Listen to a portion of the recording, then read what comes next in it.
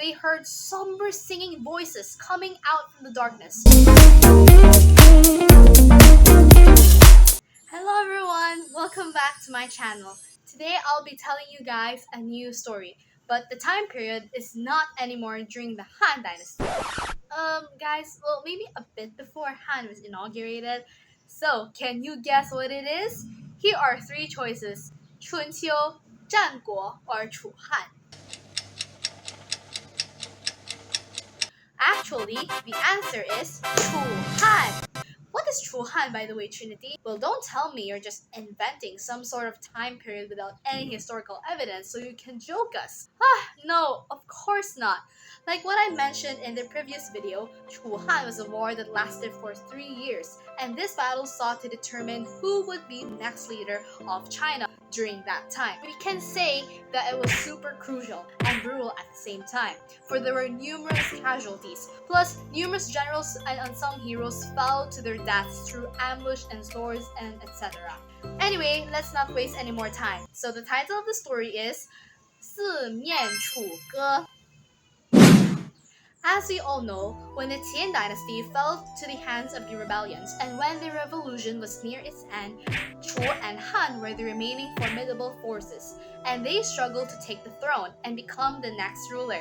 In 202 BC, the Chu forces led by Xiang Yu were trapped in Gaixia. It was a famous location, and you'll know why it's famous later on. The Chu army were trapped for about like 10 days. So in order to deprive the Chu army's morale and supplies, the Han army just surrounded them, but they did not attack.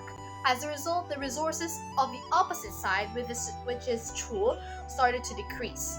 Xiang Yu depended on his bravery and martial capacity and attempted countless attacks. However, to no avail, he was always defeated.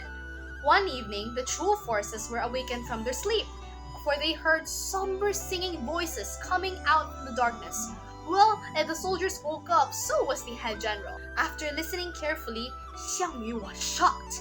The people singing the songs were the Han soldiers, and the songs that they were singing were Chu melodies. The camps of the Chu froze like statues, and the personnel hummed to the rhythm of the music.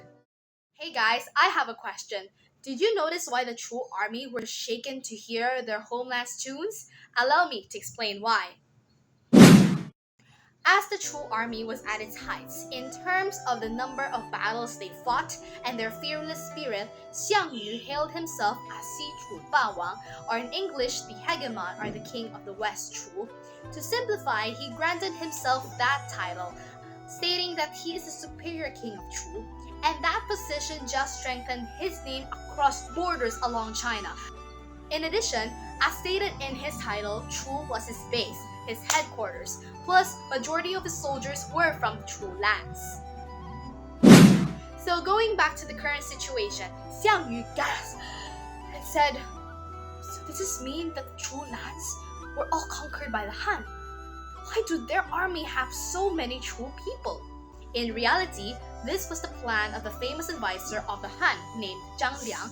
He advised this to Liu Bang and ordered the Han soldiers to sing Chu melodies in order to disrupt the morale of the enemy. Hence, the soldiers of Chu would think of their families in their hometown through the songs. In the end, as singing voices echoed in the dark, the military was suddenly filled with crying sounds. When the Han soldiers heard the sad sounds of the Chu, instead they increased their volume and sang louder and with more feelings. The Han army kept on bordering the Chu for days and days, and because of this, Chu soldiers no longer had the fighting spirit anymore in their hearts and minds. And with the melodies of their homeland ringing in their ears, songs sung by the Han military, the more they think of home. So most of them couldn't help it, and some escaped back to their homes. Some even surrendered to the Han army.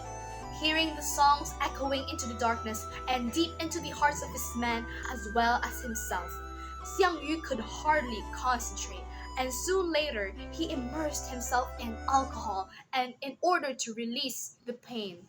He knew that once the army's morale had been disrupted, there was no way out. There's no more hope. There's no more hope. And the only things that he was worried were his beloved wife Yu Ji and his stallion, the famous Wu Ma. Looking at his horse with teary eyes, Xiang Yu didn't want to part ways with his longtime friend, who followed him in his battles and had been his constant companion. He patted his horse and ordered a soldier to bring the horse away. However, Wu Ma desired to stay with its master and did everything to stop the soldier from taking it away. Witnessing the scene, Xiang Yu was filled with pity and tears. He felt guilty of his loyal horse just giving him away to a random stranger. But he had no other choice.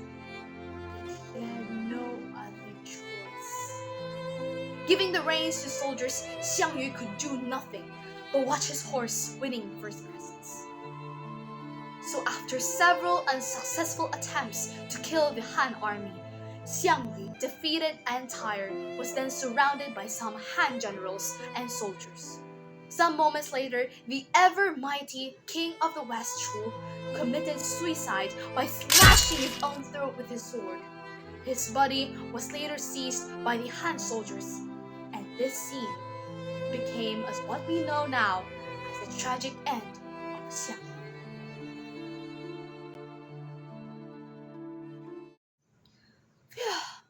Guys, that was a shocking end. I mean, who knew Xiang Yu would end his life like this, right? Well, Xiang Yu was the type of person who disliked humiliation and would rather die honorably as a lord and warrior. So basically, that was the end of the story of 四面楚歌 and how the Chu army fell at the hands of the Han army. So that's it for today. I hope you all learned something today, and see you all next time. Bye for now!